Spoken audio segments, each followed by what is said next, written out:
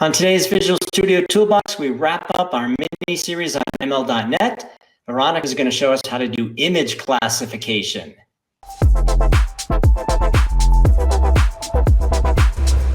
Hi, welcome to Visual Studio Toolbox. I'm your host, Robert Green, and today we're going to wrap up our three-part series on ML.NET. And my guest is Veronika Kolesnikova. There she is. Hey, how are you? Hi, Robert. Good to see you again. The first episode, you provided us with a really nice overview of machine learning and where it fits in the grand scheme of things.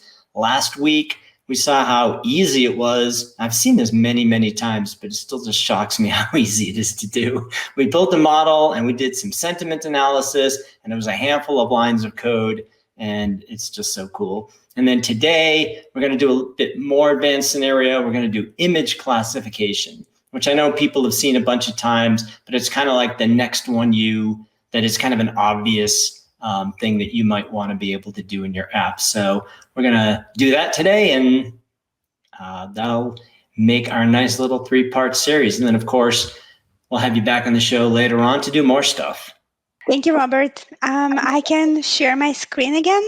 So here we have the same project we were working on last time, that empty console application with that ML.NET model connected to it, and also the sample console application where we actually tested the ML.NET model that we created using the model builder. And now I want to move to a more advanced scenario and show them image classification. You can start by, again, adding a machine learning model. Mm-hmm. And here, again, you can update your name. It is definitely recommended to do that, but I am not going to do it just for demo purposes. Here, we see that beautiful ML.NET model builder screen with all available scenarios. Last time we used data classification, but today we'll be using image classification. And going back to those little labels here, you can see Azure and local. It is definitely beneficial for that type of scenarios to have that option. Sometimes you are using just more high quality, high resolution images, or just lots of images for training, and you don't have enough that machine power on your local machine. So Azure is there to help you. I'm going to pick that scenario here. And actually, we're not getting only two options. We're getting three options here. That local GPU, that is something new that was introduced recently. You need to actually do a separate setup in order to use the local GPU option. It is all documented, so if you are interested in trying that option, you can definitely set it up, connect to your GPU and use it. I know some people, they are hesitant to use features in preview, and that's totally normal. So if you don't feel like you want to use that in production or with production level models, then you don't have to use it. And then Azure is also on preview right now, but it is just amazing how easy it is to connect to Azure and use all the power of the cloud right from your Visual Studio. And today I will just move forward with local CPU option. It's not in preview. It is widely used everywhere. So you don't need to worry about changes there or something not working. And you can see the environment settings here, just so you can make sure that you have enough compute power to manage your data set. Okay. Okay, so here I really like that screen because they have really good example on the right how you can organize your images. So you need to have the top level folder with images and then subfolders with categories. So what you're doing is you're taking the images that you're going to use to build the model and you're organizing them. So you put all the pictures of dogs in the dogs folder, all the pictures of cats in the cats folder, all the pictures of llamas in the llamas folder, and then that's how it knows what a dog looks like, what a cat looks like, what a llama looks like, and that's how you build your model, right? So you take all the images you're going to base the model on and organize it like that. And then with future images, then it's trained on how to detect things, right? So you pick the categorization up front. Yes. Okay. And really good thing here is that you don't need to go through each and every image and tag them separately. I know that for object detection scenario, you need to actually do a lot of work, relatively a lot of work ahead of time. You need to tag your images, you need to select objects using a special tool, and then you can use that document with tags for your machine learning training. So it's a little tricky there. That's why I'm really happy with this scenario, how easy it is to organize your data. Okay. And so here I can select that top level folder, make sure that you have images that are compliant with those supported file formats. So I have two categories, cats and dogs. And I am choosing the top level folder here.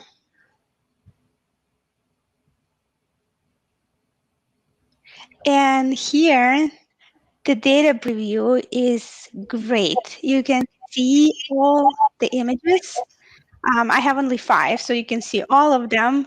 But obviously, if you have more than probably 8, 7 or 8, then you won't see all of them, but at least you see the preview, see what kind of images you have.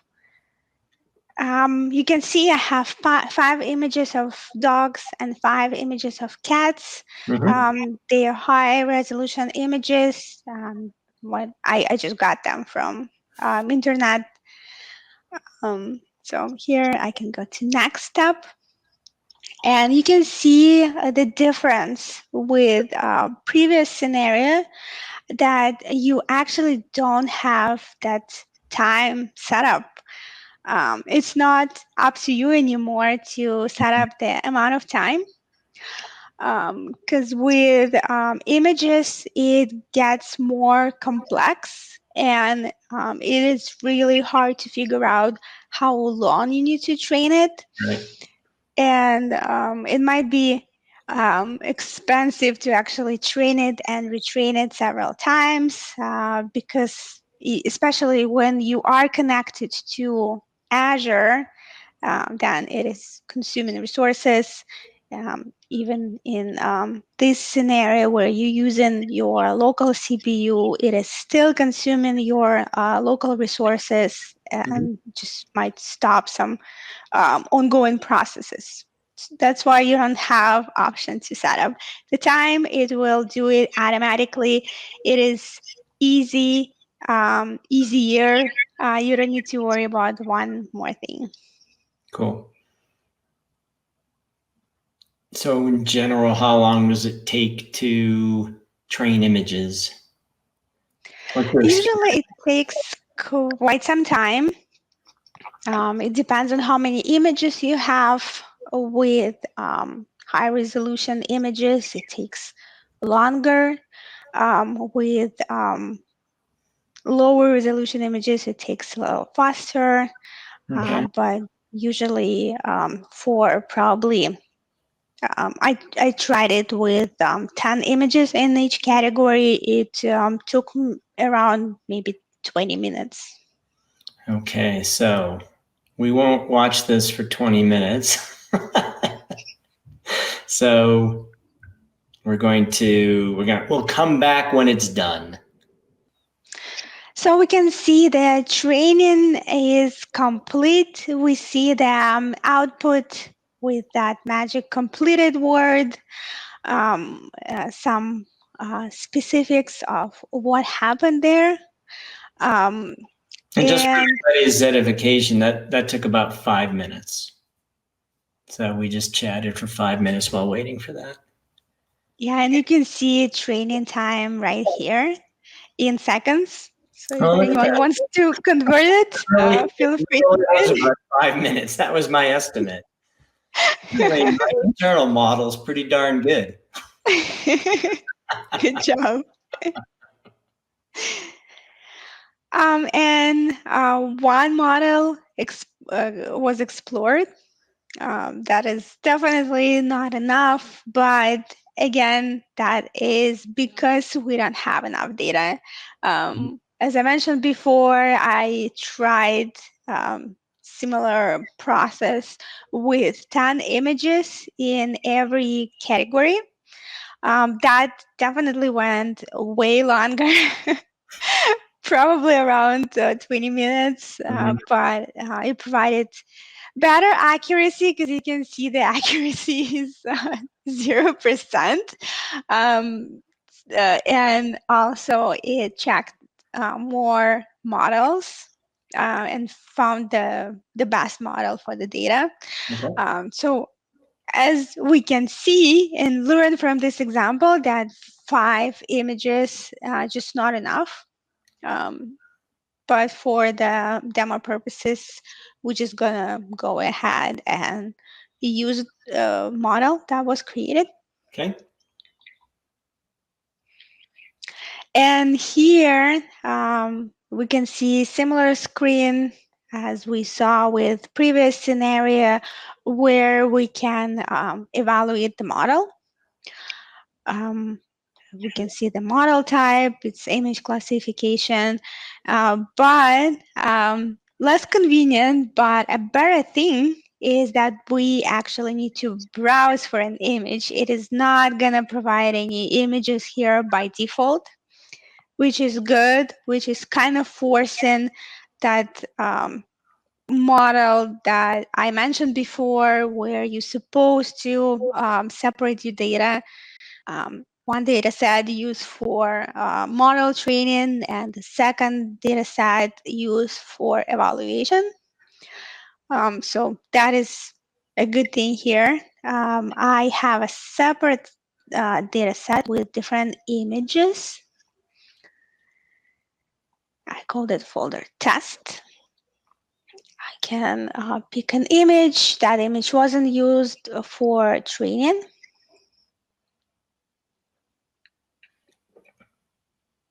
Again, it's really convenient here.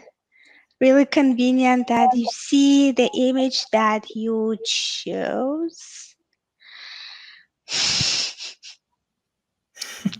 So it's not clear what that is, apparently. Okay, that's not good.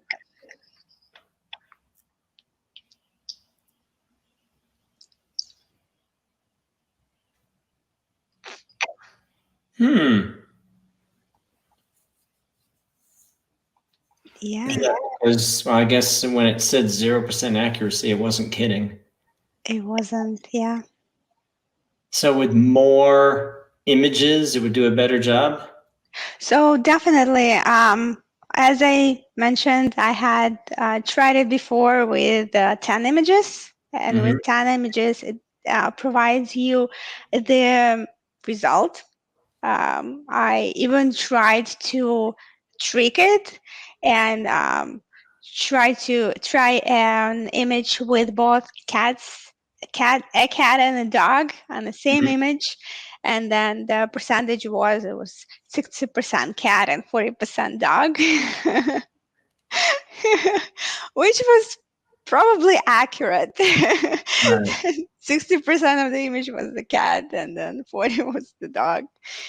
But here, because the accuracy is really low, that is unusually low, it Okay. can't detect whether it's a cat or a dog. And that also a good example of what you're supposed to do when you see something like that. So maybe you can ignore the accuracy in the previous step, but when you get to evaluation, you'll get those weird, weird numbers Right. here, and then you understand that okay, that didn't go well, and I need to add more images, or the images were really low quality, Mm-hmm. and the model wasn't trained enough. Okay, And well, then, that's a good learning. yeah. But the code to consume it is still exactly the same, right? So let's just pretend this is a good model.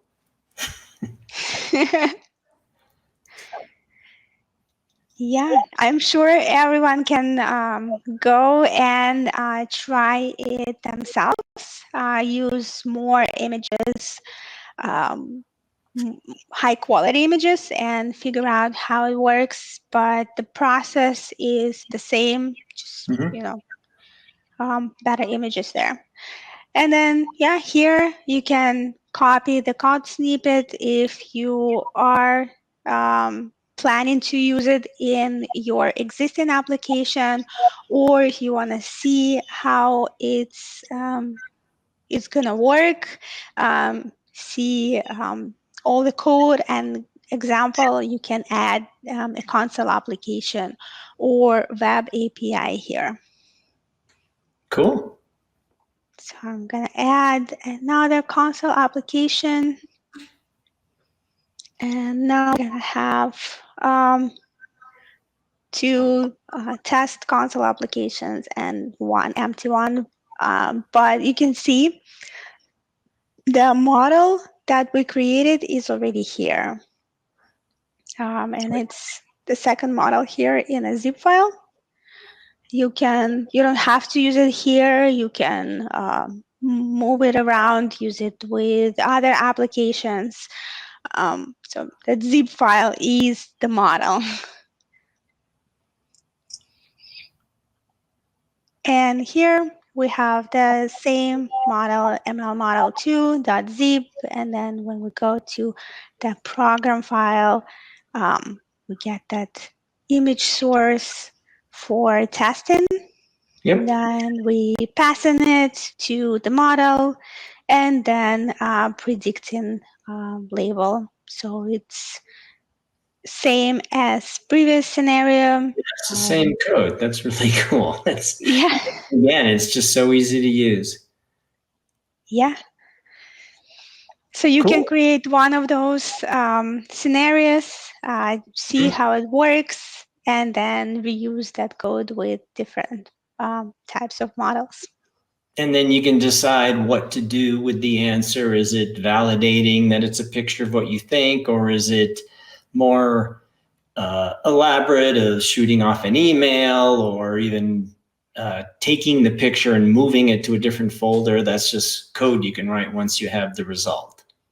Yeah, yeah. And another really interesting part is that you have that code behind here. You can see how it was all built.